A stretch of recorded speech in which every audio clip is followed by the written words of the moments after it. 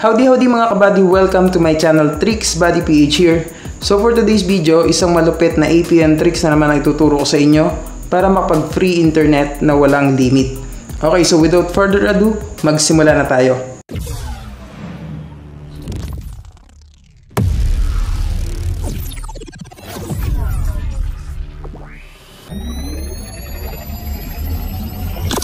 Okay, so bago tayo magsimula guys, gusto ko lang muna kayo batiin ng belated Merry Christmas and Happy New Year mga kabady.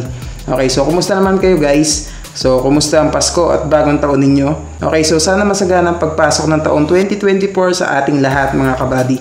So tuloy pa rin yung promise ko sa inyo na smartphone once na ma-hit natin yung 100k subscribers natin, okay? So keep on sharing lang guys at keep on liking sa mga videos na ina-upload ko, okay? Pasensya na nga pala guys kung medyo natagalan tayo bago makapag-upload ulit. Okay, so medyo na busy lang si kabady ninyo no mga nakaraang linggo or buwan. Okay, so alam niyo naman guys, 'di ba? Ang daming holidays na dumaan tapos medyo na busy din sa trabaho. Okay, so pero hayaan nyo guys, babawi tayo, okay? So pipilitin natin makapag-upload ng maraming video sa mga susunod na linggo or buwan. Okay, so alam ko na miss ninyo yung mga tricks natin, lalo na yung APN tricks, okay? So dami kong nababasa sa comment section na nagtatanong kung wala pa bang bagong APN tricks. Okay, so kailan daw ba ako mag-upload ulit? Okay, so sorry guys kung hindi ko kayo ma-replyan, pero nababasa ko po lahat ng mga comment ninyo. Okay, so shoutout po sa lahat ng mga nag-comments at nag-like sa mga videos natin. Okay, so shoutout din po sa mga silent viewers. At syempre big shoutout sa mga solid kabady natin, sa mga solid supporters natin dyan. Okay? Anyway, so magsimula na tayo sa tricks natin.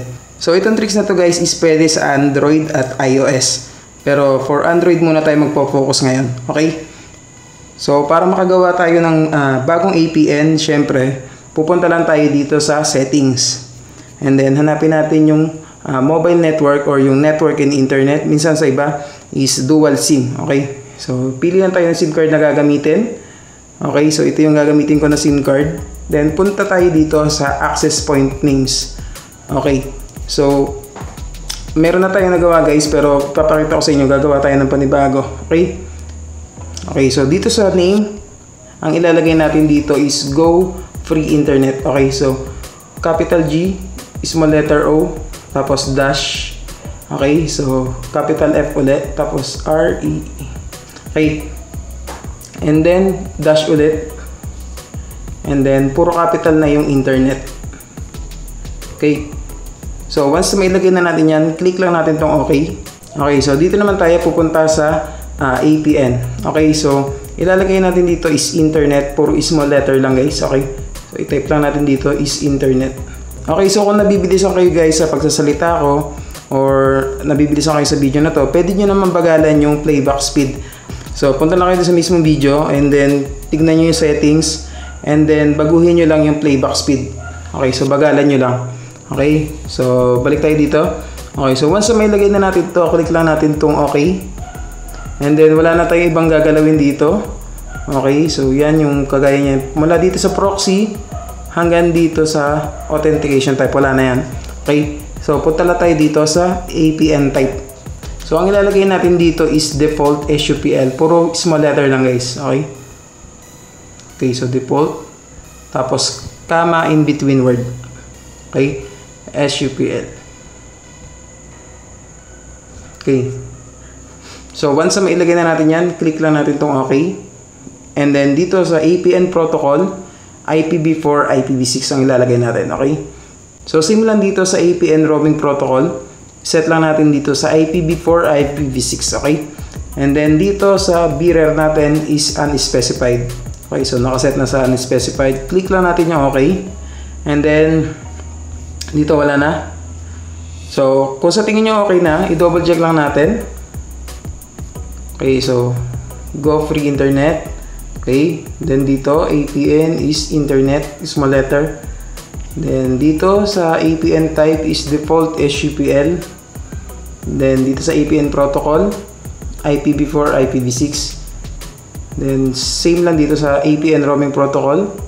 Then dito sa bearer natin is unspecified. Okay, so once na okay na sa inyo yan, click nyo lang tong more at i-save nyo lang. Okay, So ganun lang kasimple guys. Tapos iset nyo lang dito or pindutin nyo yung ginawa natin na APN para ma-set as default. Okay, para yun yung gumana na APN sa SIM card ninyo. Okay, so hindi ko na may papakita sa inyo guys kung gumana ba to kasi may load yung ginamit ko na SIM card. So kayo mismo ang mag-try guys, subukan nyo kung gumana ba sa inyo. Okay, so in case na gumana sa inyo, magpaki-comment naman guys kung nag-work ba sa inyo tong tricks na ginawa natin. Okay, tandaan nyo guys na kahit marami nag-claim na nag-work sa kanila tong free internet tricks na ito, hindi ko pa rin masasabi sa inyo or hindi pa rin 100% sure nagagana din to sa inyo. Nakadepende pa din yan sa location nyo at sa network congestion sa lugar ninyo. So I hope na gumana tong tricks na to sa inyo mga kabady. At kung sakaling gumana sa inyo, mag-comment lang kayo guys para alam ko kung saan lugar ba to gumagana. Okay? Paki-like at i-share nyo na din to sa mga kakilala ninyo para makatulong na din. Okay? So wag din kalimutang mag-subscribe at pindutin yung notification bell para lagi kayong updated sa mga videos na i-upload ko.